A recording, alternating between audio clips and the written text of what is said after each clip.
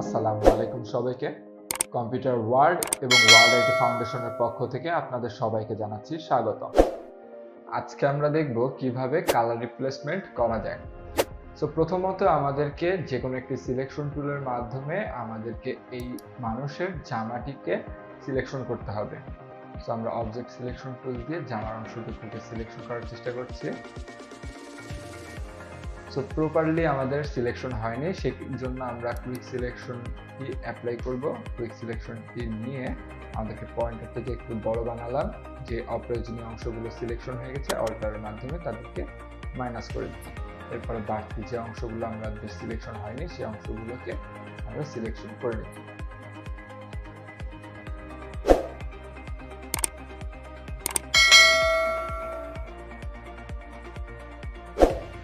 থেকে আমরা সিলেকশনে যাব। সিলেকশনে যাওয়ার পর আমরা চলে যাব মডিফাই যাওয়ার পরে এক্সপ্যান্ড দিয়ে 1 পয়েন্ট দেওয়ার পরে ওকে দিলাম।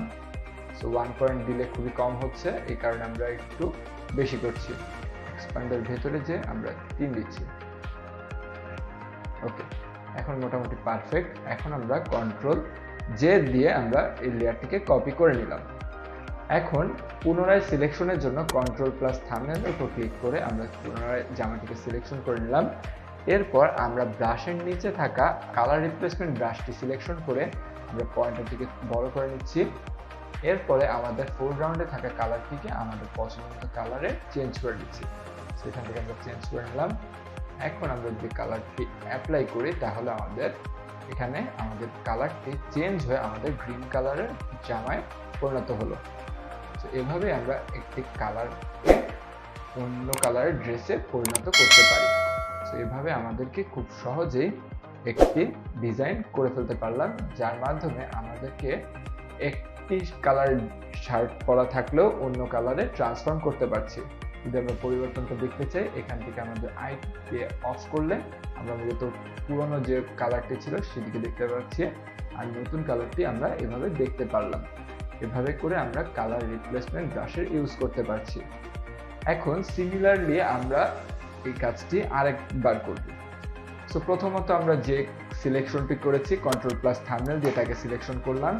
পেইন্ট ব্যাকগ্রাউন্ড লেয়ার থেকে আমরা কন্ট্রোল জে এর মাধ্যমে আরেকবার এই অংশটিকে কপি করে নিলাম।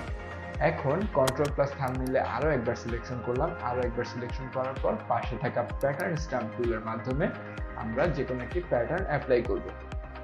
সো এখানে থাকা প্যাটার্ন বক্সের ভেতর থেকে আমাদের পছন্দ মতো যে কোনো একটি প্যাটার্নকে চয়েস করে নেব। চয়েস করে নিলাম। এরপরে আমাদেরকে পয়েন্টারটিকে আরও একটু বড় করে নিতে হবে।